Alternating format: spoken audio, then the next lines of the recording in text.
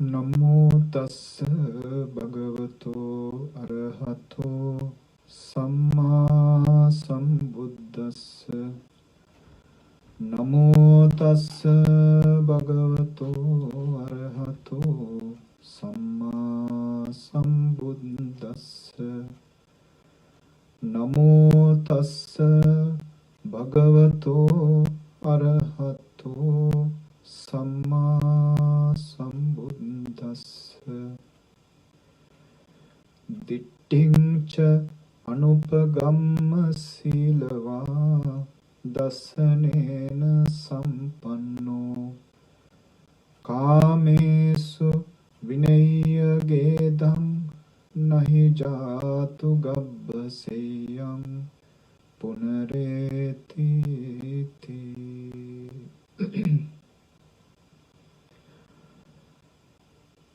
Venerable Chief Reverend Naika Hamdaro, Venerable Sirs, friends and children in the Dhamma, good evening and welcome for our Saturday usual Dhamma talk.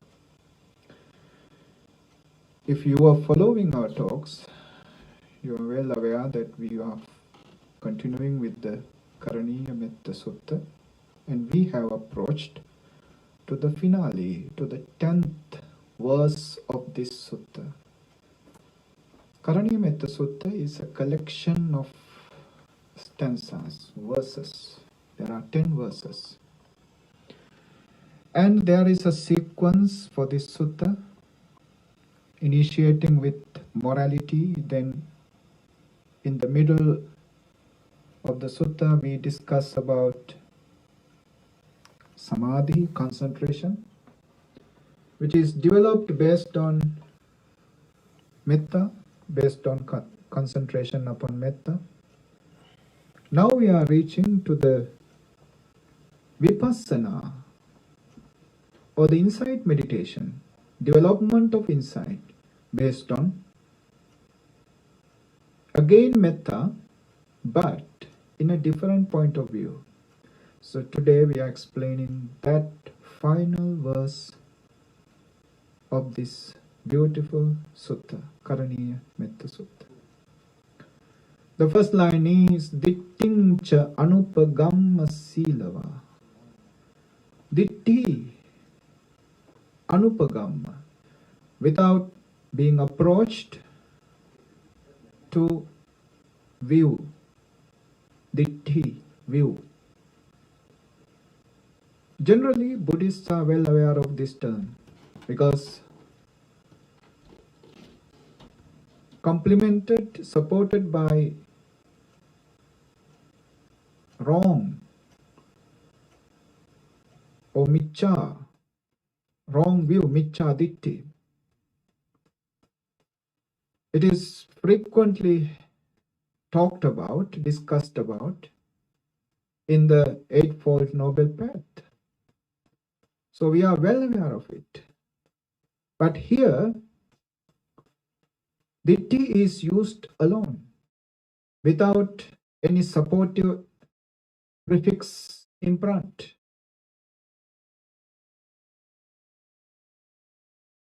But we have to understand, and it is explained in the commentaries, that when ditti is alone, it means wrong view. So if somebody has some kind of a right or noble view, it is specifically mentioned as samma ditti. But when ditti is alone, it means a wrong view. But we can find another definition for this usage of ditti or the view for the wrong view, based on the Buddha's teaching that any sort of view is wrong. Any sort of view means you are being imprisoned, encaged, confined into a particular point of view that you cannot see beyond it. For example, if somebody is imprisoned in an enclosed area and he cannot see what is happening beyond, all what he see, hear, feel, cognize, understand, only relevant to that small confinement. Beyond this room, beyond this confinement, whatever is happening is not acceptable for that person. Because all what he see in whole life, in his entire life, is limited to that room. What is beyond is unacceptable, unagreeable for that person. Giving a view to somebody is just like that, imprisoning in a closed understanding, in a confinement, psychological imprisonment. Now, in Buddhism, all sorts of views are prohibited, rejected. The only correct view is to get rid of all sorts of views. Meditation is to open your eyes. Meditation is to wake you up. Meditation is to light a lamp so that the darkness would vanish. And then you can start seeing things. In the darkness, you have views. You have the teas. But once you open your eyes, once you have a light and the area is illumined, light up, then you no need views because you are seeing. You are seeing the truth as it is. It is just like a blind man. He has all sorts of views about the light, simply because he cannot see the light.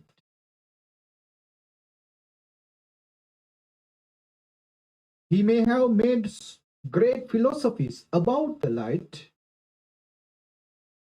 because he cannot see the light. But somebody come and cure his eyes. That's why we call Buddha the doctor. He doesn't give you a philosophy. He doesn't give you a view. He just cure your eyes. He just wake you up. In your sleep, while dreaming, you made up so much of philosophy, so much of views. But once you wake up, you start seeing the reality, truth as it is. When you see the truth as it is, there is no possibility, there is no opportunity for you to create any kind of view.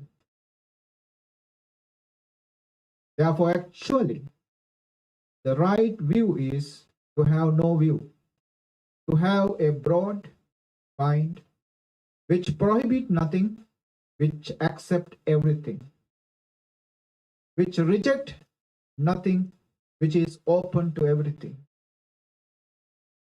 which doesn't have veils between the truth and himself, which is vulnerable to the truth as it is. What is the truth as it is? As it is, everything around you, no matter how static they are looking, how permanent they are looking, how solid they are looking. Everything is conditionally arisen. Conditionally arisen. And all conditioned phenomena has one particular nature, that is to change. Moment to moment, moment to moment, invisible to our composite eye, the vision of our composite eye is blind to that change. The one who sat down to give this talk is not the one who is giving this talk at this present moment. This body, so many times, died and took rebirth. Every cell in this body gave birth to a new cell and died. That new cell gave birth to another cell and died. Upada arising, Titi, for a brief period of time it was there, Titi, and Banga, then died. Moment to moment, moment to moment. This mountain of cells called the physical body dies and arise again. But it is invisible. We see the body, we think it is solid, strong, a singular entity. But in the Buddha's vision, this body is nothing but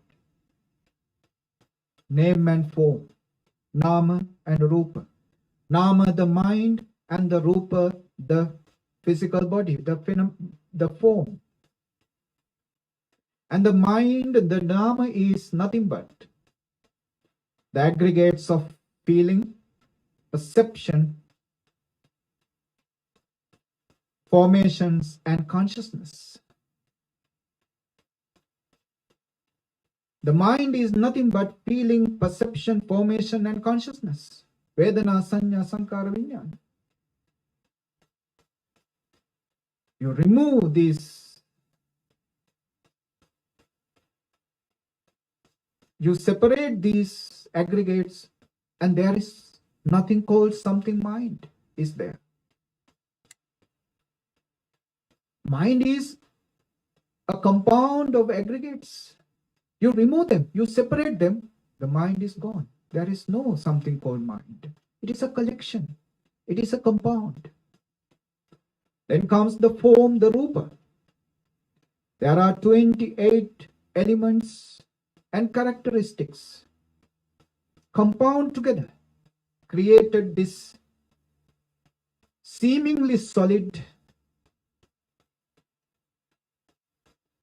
physical body. But you separate these aggregates into separate groups, into different groups. That solidity is vanished. It is just a hallucination. There is nothing static, nothing permanent is there. And in another point of view,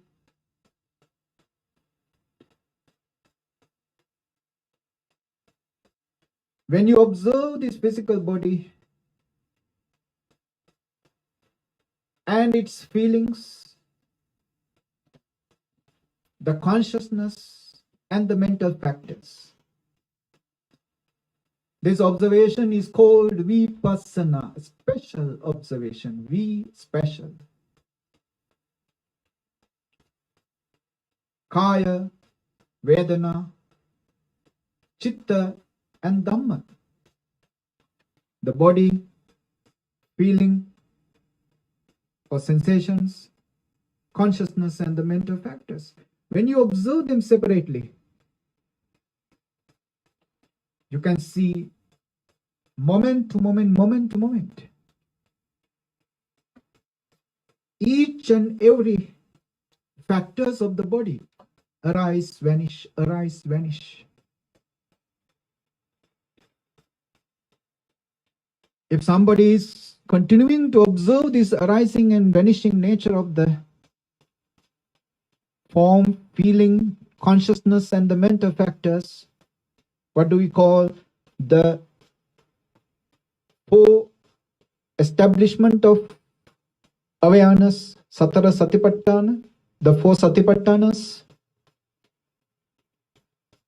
He sees no body, he sees no mind, he sees no feeling, he sees only arising and vanishing, arising and vanishing. When somebody is established in that arising and vanishing nature of the world, nature of phenomena, we call him Dhamma Udapadi. His eye of the Dhamma, or the Dhamma eye, has opened up. Dhamma eye has opened up. Yang kinchi samudaya dhammang sabbang tang nirodha dhammang. What does that Dhamma eye observe? He sees that everything is nothing but arising, samudaya dhamma, nirodha dhamma, vanishing. Arising and vanishing are the only natures that he sees in everything. His Dhamma eye has opened. This is how, in the early Buddha's teaching, that the Buddha explained, he has entered onto the stream which is flowing towards Nibbana. Stream entry, Sotapanna. The term Sotapanna is not specifically used in those suttas. We cannot find them. So far as my knowledge serves, I didn't see in the early Buddhist teachings, he used this word Sotapanna much. I rarely see. Maybe in other suttas which I couldn't read, but so far I couldn't see.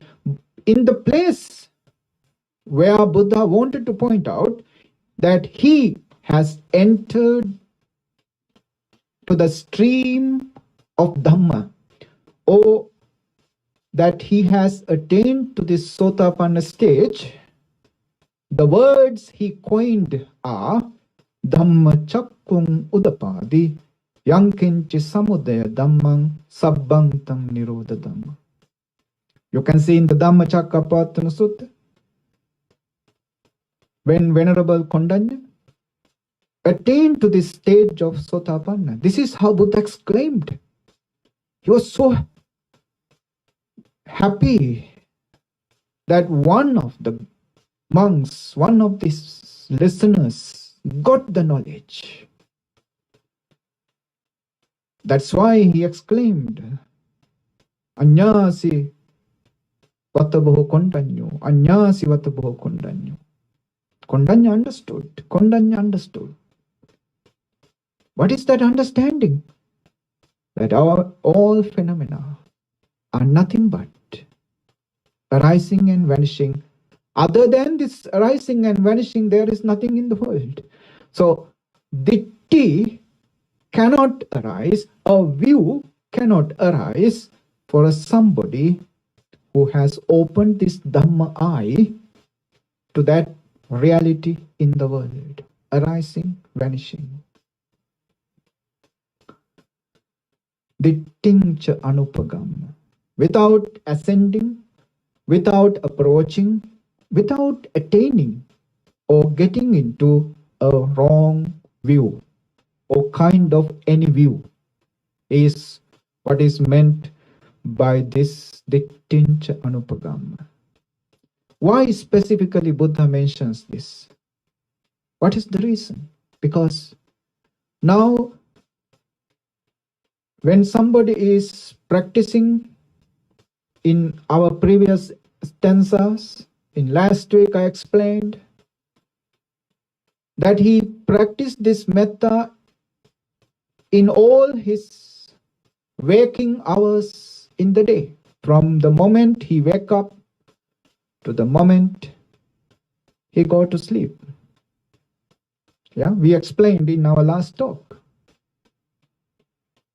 When he is standing up, sitting down, walking, lying down, in all the postures, you practice metta, develop metta. To whom? May all beings be well and happy. All beings be well and happy.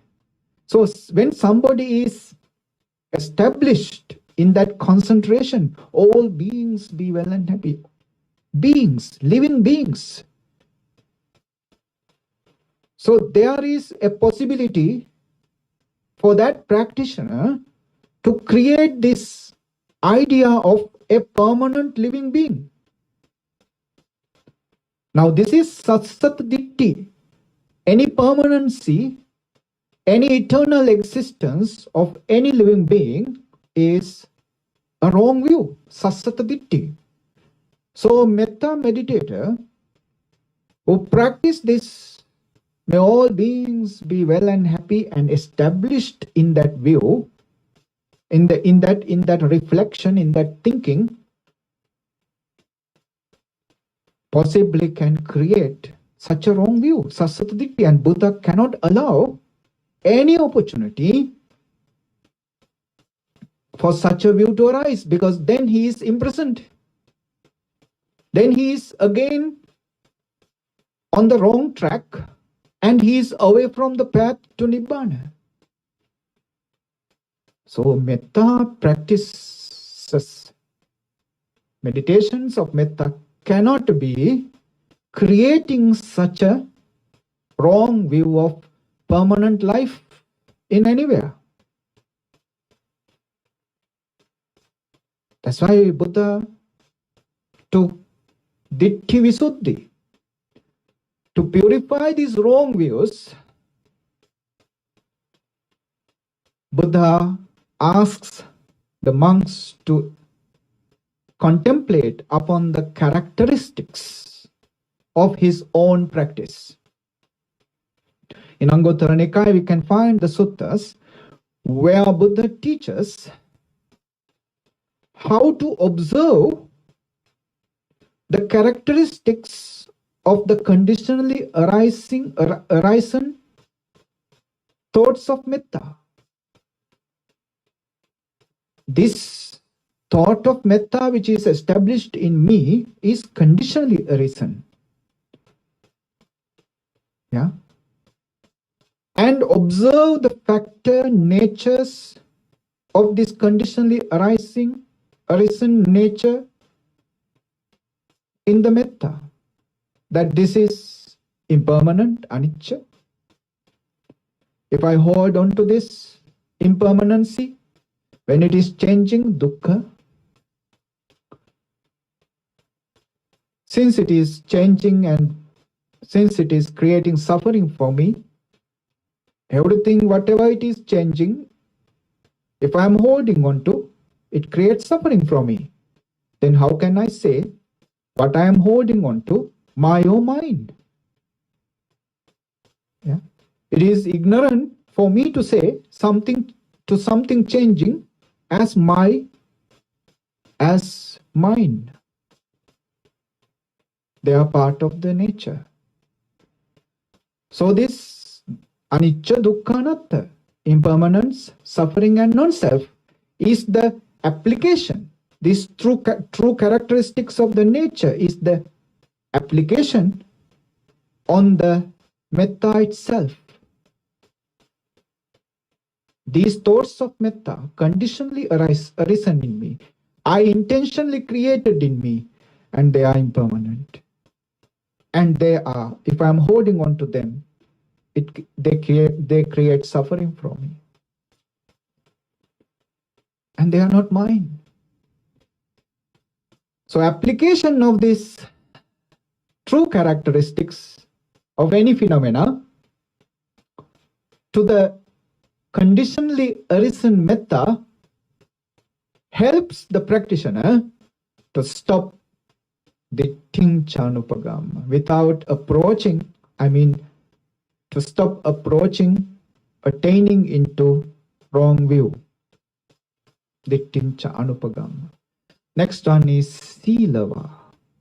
Sila is, of course, you are well aware of it, the discipline. Now he is coming into Vipassana. The discipline must be really there within you. Without that discipline, you cannot continue on Vipassana because you start seeing the reality of everything. If there is no firm support from the discipline in you, you will be utterly disturbed. Yeah, you cannot be established firmly.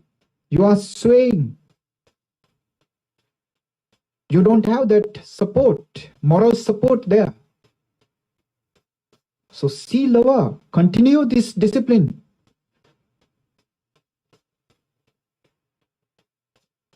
And this discipline also helps you Dasanena Sampanno, to be seeing. Dasana means seeing, observing. Of course, it is this special observing. So, Dasanena Sampanno, somebody who is especially observing Dittinchanupagama. He doesn't attain to any kind of wrong view. Especially the wrong view that the Metta meditator could be entrapped, Sassata Ditti, seeing things as permanent. So when somebody applies the true characteristics, applies Vipassana on the Metta meditation, he will not entrapped in views. That is the idea expressed Dittincha Anupagama Silava Dasanena Sampanno. These two lines. So it is fundamentally very important to understand this Dhamma implied with these words. Then the third line is Kame Suvinayagedham. Kame Suvinayagedham.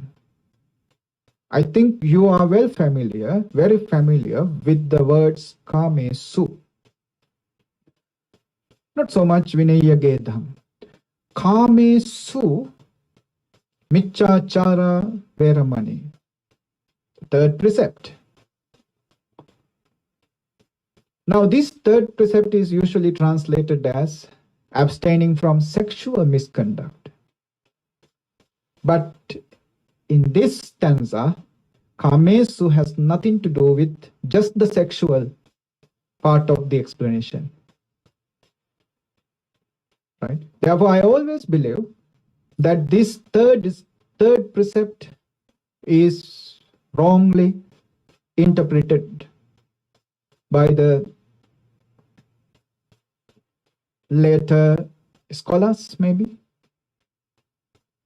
Because Kamesu is in the conjugation, in the lines of conjugation, it belongs to the seventh conjugatory level. Kamesu means on or about sensual pleasures. Kama. Kama means what you usually like. What do you like? You like to please your eye, ear, nose, tongue, and the body. Since this world, human realm, 6 divine realms are abundant of possibilities to please our 5 senses, These 6 realms are called Kama Sugati, the blissful sensual realms. Of course, there are Kama Dugati, non-blissful or kind of miserable sensual realms. Kama Dugati, the 4 hells. So Kama Loka are the term in Pali given to these realms of sensual pleasures, human realm, 6 divine realms. So Kama is what you like, what you prefer to experience. Kamesu means on what you prefer to experience. So it means pleasing, satisfying the 5 senses. We are born out of sensual pleasures. We live, we exist to fulfill the sensual pleasures. And the irony is, we never fulfill them. We die unsatisfied, unfulfilled in this effort of fulfilling sensual pleasures. And we aspire to fulfill our sensual pleasures in the next life, in the coming life, subsequent life. But still, in that life also, we die being unfulfilled. In the past life, we died unfulfilled in the sensual pleasures. We die here in the same way, and we die. So, sensual pleasures is a promise that never kept. It is always on the pursuit. It is always in the pursuit, not in the reach. It is always in the expectancy, not in the reality. It is belong to the dream worlds. It doesn't belong to the reality, real life. But anyway, this is how we move on the samsaric cycle of birth and death. In our effort to fulfill our sensual pleasures, to be satisfied in sensual pleasures, we are stuck in the realms of sensual pleasures wherever we are born. We are born either in one of the hells, animal realm, preta realm, near the 4 hellish realms, Kama Dugati, and we will be born in the Kama Sugati, human realm, 6 divine realms. We are rotating around these realms of sensual pleasures as long as we are stuck in them. But once, if somebody change this psychic pattern, change this sequence of the mind and start going to the opposite side, going beyond these sensual pleasures, then he will be born in the Rupa Vachara, fine material, Brahma realms. They are called Brahma realms because of no sensual pleasures are there. They are beyond that pleasure. They have found the pleasures in concentration. Concentration, but still stuck in the physical body. So fine material, Rupa Vachara Brahma realm. And then some even moved out of this confinement of the physicality and gone to the limitless sky, limitless space. So who developed their concentration beyond the physical level, they go to the immaterial realms, Arupa Vachara realms.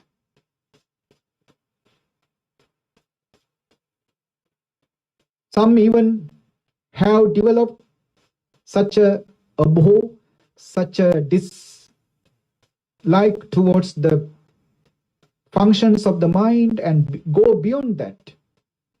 Mind in the sense of stilling the formations of the consciousness, and they are born in the realms where only the physical body is there. The mind doesn't exist anymore in that realm. So likewise, these realms in the existence, 31 realms in the existence, are formed according to our stuck or development. Stuck in the sensual pleasures, you will be rotating. Whatever life you take as your rebirth, either in the hellish realms or in the blissful realms.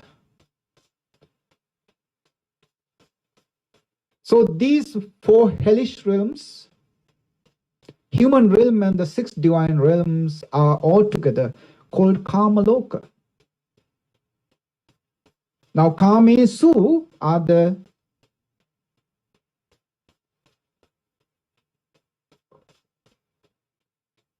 sensual pleasures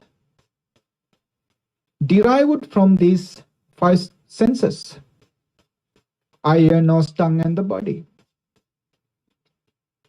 So on these pleasures derived from the 5 senses is the meaning in this term Kamesu. Gedham, desire. Vinaya, get rid of. Get rid of the desire on the pleasures derived from the 5 senses is the meaning Kamesu Vinaya Gedham. In other words, get rid of the attachment for the sensual pleasures. Gedha, desire, attachment. Attachment, desire for the sensual pleasures. Get rid of them. Vinaya. Now, if somebody get rid of this attachment to sensual pleasures, what happened? He will not come back to the realms of sensual pleasures. They are the 4 hellish realms. I explained to you in our talk series before, with the details of these hellish realms, 4 hells, and then the human realm and the 6 divine realms. He will never come back to these Kamalokas because he have destroyed the desire for sensual pleasures. Kamesu Vinaya Gedham. Then where would he be reborn? He will take rebirth in one of the Brahma realms, and not just Brahma realms. They are the 5 pure abodes, 5 Suddhavasas, pure abodes. Now, Mahayana religion, Mahayana sect of Buddhism and Vajrayana sect also, they have their different definitions on these pure lands. Yeah. But in Theravada tradition, pure land concept or this Suddhavasa concept, based on this idea, ones who have destroyed the desire for sensual pleasures. Those beings, the last line says what? Nahi jatu gabbhaseyam punareti. Puna, again. Nahi, definitely not. Jatu, in whatever, in whenever or wherever, in whatever times. Gabbhaseyam. Sleep in a womb. Sleep in a womb. Gabbha, womb, seyam, sleep. He will never sleep in a womb again. One who have destroyed Gedham, desire, for kamesu, sensual pleasures. It means he has reached to the third stage of the path to Nibbana. What is this third stage? Anagami. Na agami, anagami. Na agami, na. Never. Agami, come back. Anagami. He has reached to the stage which is never coming back. Anagami. This is the third stage, third level of the spiritual development.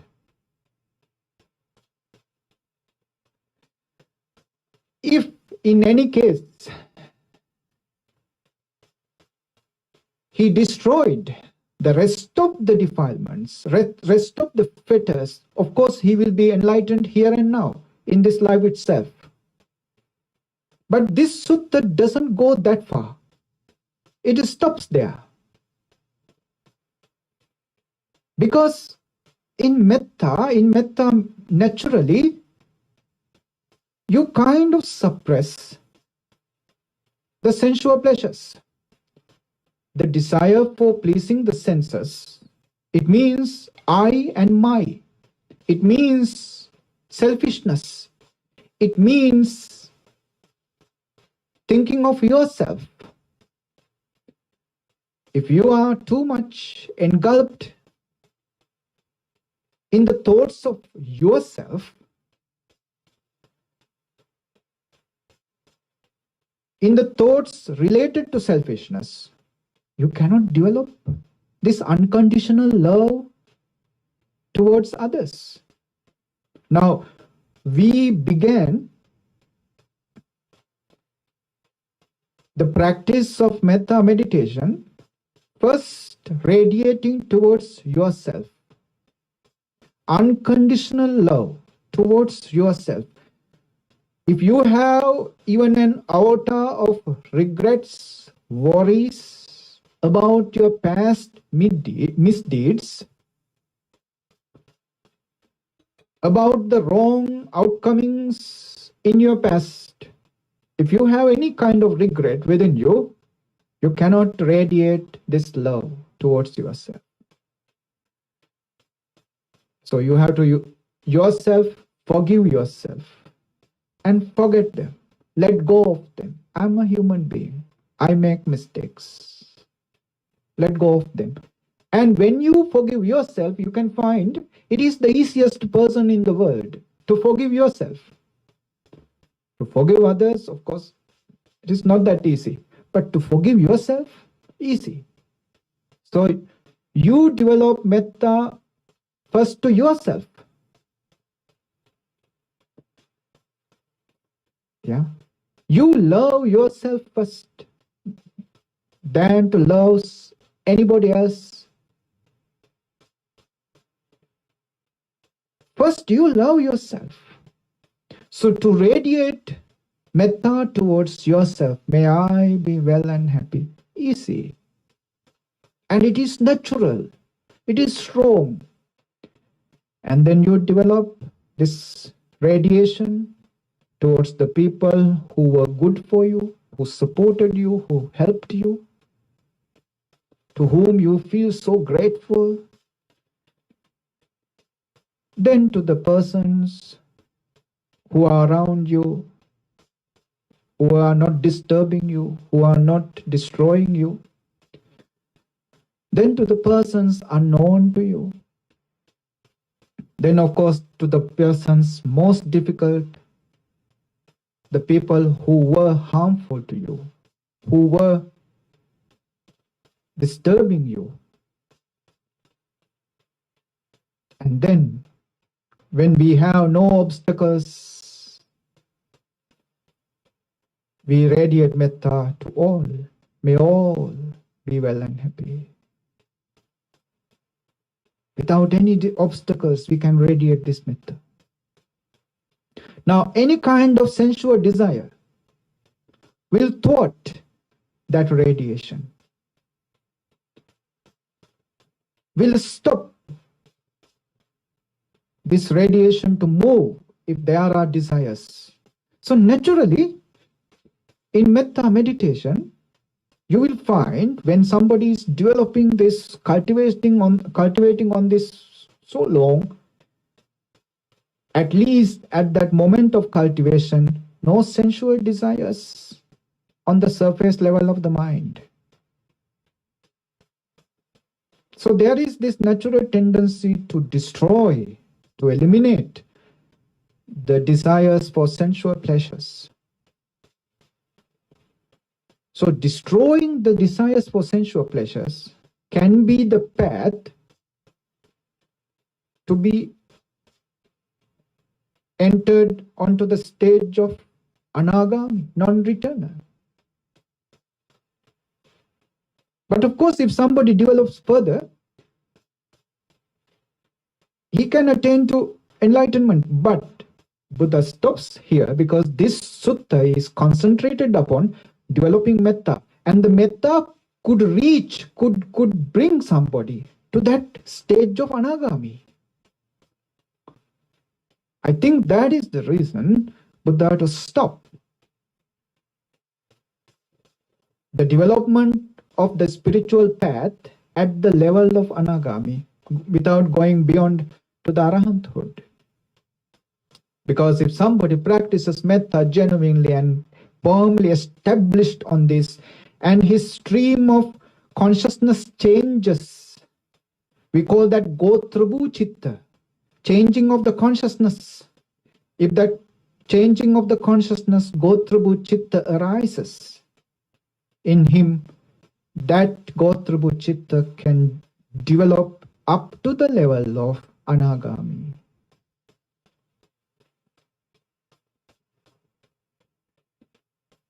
What is this anagami? What is the psychological background of anagami? Anagami is a stage where you don't have two strong fetters. They are kamaraga and patigha.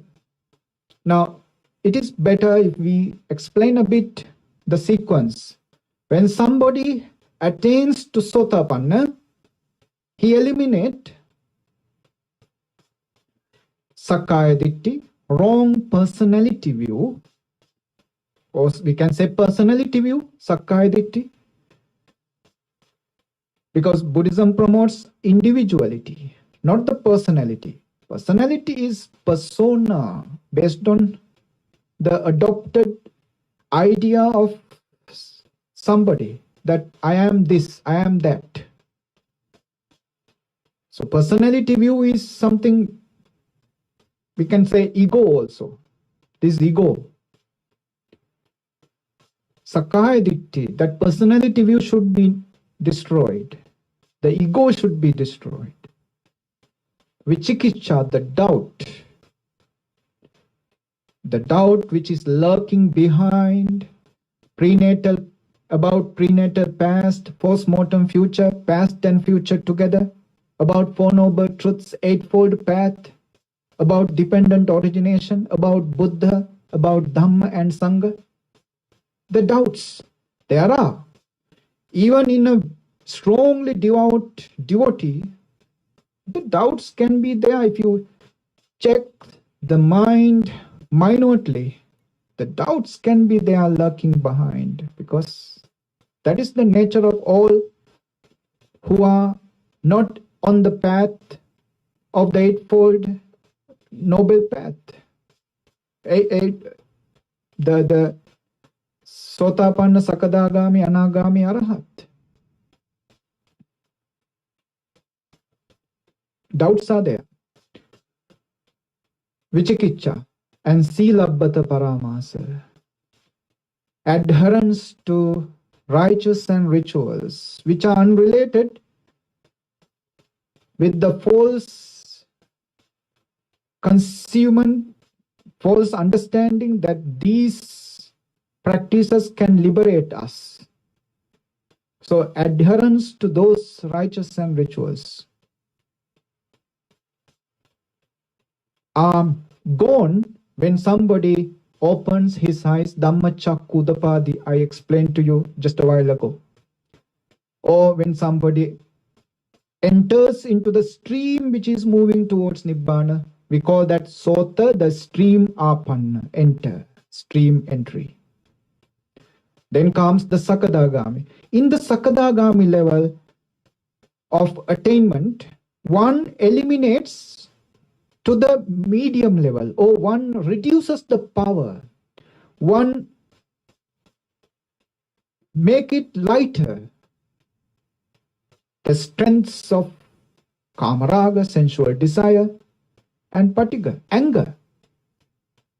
Now in the sutta, Buddha says, eliminate kamesu vinaya gedam. Gedam kamesu, desire on sensual pleasures, vinaya, get rid of, destroyed. He doesn't say patiga, anger. Because Buddha says very clearly in certain suttas we found anger arises when there is karma, when there is desire. Anger is the byproduct of the unfulfilled desires. When the things are happening against your desires, when your desires are obstructed by somebody else, be angry with that person. When somebody is not doing as we desire, we are angry. Our anger comes when the desires are not met.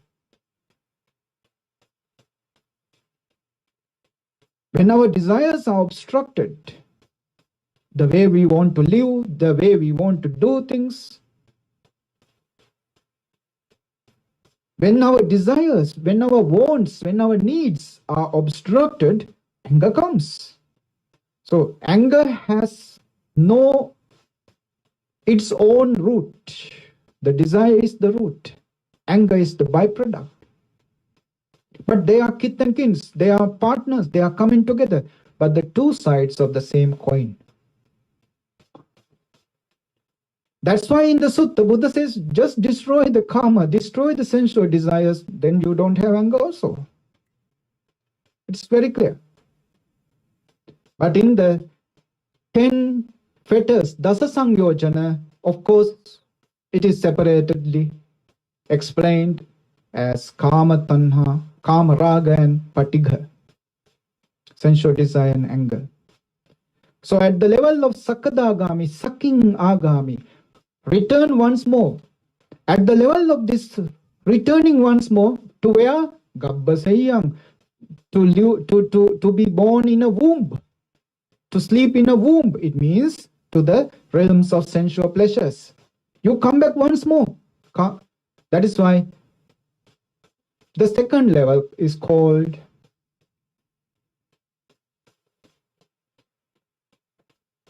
the once returners, Sakadagami.